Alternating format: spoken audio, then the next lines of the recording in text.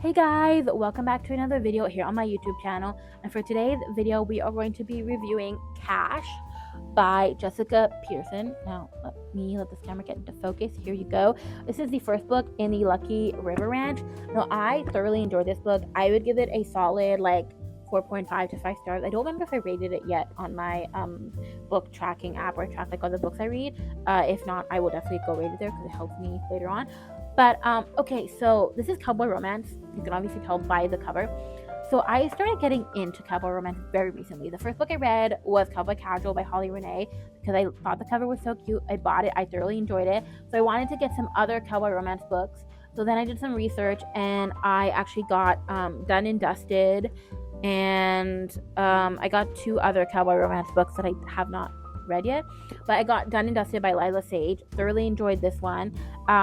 So then I went to Indigo and I picked up the first and the second book in the like I said, Lucky River Ranch series. I've only read book 1 because I'm working my way through the rest of the Rebel Blue Ranch series by Lila Sage. But this one was such a good book. So some of the major tropes in this one is we obviously have enemies to lovers, like the big overarching trope. We also have forced proximity. City girl moves to small town. That's also another trope in there. So this follows Molly Luck, who inherits her father's ranch after he died, her estranged father, because when her parents divorced when she was young, her mother went back to Dallas and her father stayed on the ranch and didn't really try very hard to have a relationship with her. I don't know why. I think he just felt like his ex-wife and his daughter were better off without him, so he didn't try super hard. So she ended up inheriting his ranch when he dies, with a stipulation that she has to live on the ranch for a full year, working on the ranch, not just living on the ranch, but working on the ranch, and running it, to be able to gain her inheritance. And she needs her inheritance to be able to fund her fashionable cowboy boot business that she has with her business partner, whose name is escaping me right now. And then you have Cash Rivers. So Cash Rivers is the foreman of the ranch. He is actually both of his parents died when he was young. I don't know how young. I don't know if it was 7 years ago that his parents died. I don't remember. But him and his 4 other brothers work on the I think, I don't remember what the ranch is first called. On I think the Molly Luck's ranch that she now owns. And he thought he was actually going to inherit the ranch when Molly's father died, because he was really, really close with her father. But it turns out that he didn't inherit it, and that's why he's kind of so they're kind of enemies to lovers, because he's she's gonna sell it, and then I'm not gonna be able to have a job anymore, nor my brother's gonna be able to have a job. And then he's I won't be able to keep my parents' ranch, because his parents had a ranch. He doesn't live on his parents' ranch. He actually rents out the house to be able to afford just the property, but he has visions to turn it into something that could stay in his family for generations. So he's kind of annoyed that she owns the ranch and is probably going to sell it, and she has no interest on staying there more than a month. At first she's I don't want to stay there at all, and so her mother's I'm gonna have my lawyers look into this, there's no way they can force you to stay. And then she was well, I need the money for my visit. She's I'll stay a month, and maybe my mom's lawyers will have it figured out. And over that month to 6-week period, she sort of falls in love with him, and she falls in love with being on the ranch, and she realized she missed so much by not being on the ranch and not having this relationship with her father, and she regrets not having the opportunity to attempt on her end to patch up the relationship with her father. And I just thoroughly enjoyed this book. And one of the reasons is because I'm a sucker for forced proximity, because I just you get to see little moments, especially when they're cohabitating. They weren't really cohabitating in this one, because she lived in the big house and he lived in a smaller house, like one of the ranch hands homes on the ranch. So they weren't really cohabitating, but you could still see the little moments where they look out for each other. There was one period where she was overworked, and so he took her back to his house on the ranch, little house, and ran a bath with Epsom salt for her. You overworked yourself. It's just those little moments like that. And then they end up falling in love. And I think after a month to 6 weeks, her mother was the lawyers,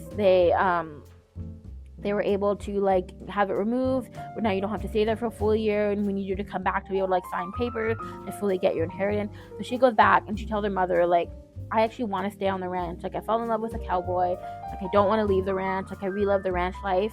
And then later on in the story, like past that period, she ended up coming up with an idea to combine her ranch and his family's ranch together. And so she's like, why don't we call it Lucky Rivers Ranch, because his last name is Rivers with an S. And then he like loved the idea so much. He was like, well, why don't we make it equal? Since you added a letter to your name, because her last name is Luck, not Lucky, and she called it Lucky Rivers Ranch. He was like, why don't I take the S out of Rivers to kind of like make it equal, like same letters?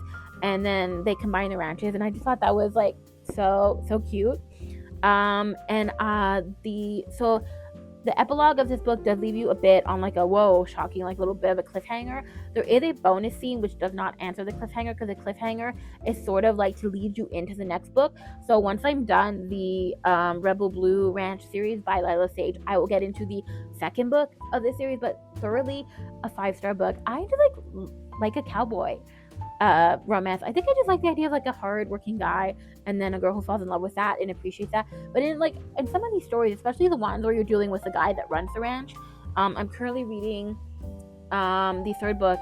The name is escaping me right now. The third book in the Rebel Blue Ranch series by Lila Sage, and which follows Gus Ryder, who kind of like is second in command to his dad, but is the one that runs the day-to-day operations of the ranch.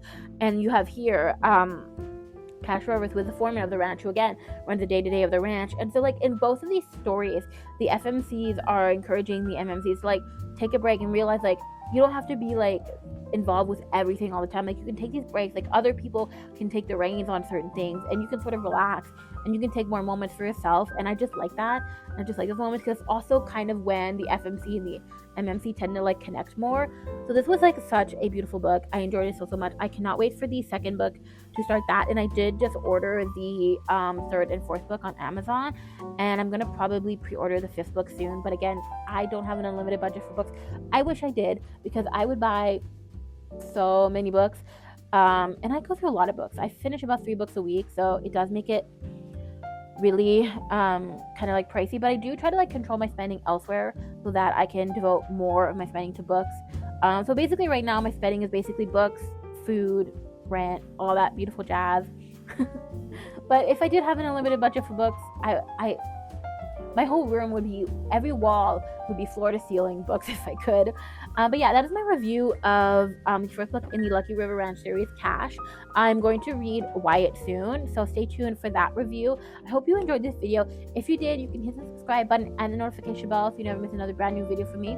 You can follow me at RomanceBLVD, that means Romance Boulevard, on Instagram and Threads, and at Romance Boulevard, fully spelled out, on TikTok. Again, I am posting 7 days a week on all of my socials, 365 days a year. So stay tuned for more content from me. Bye!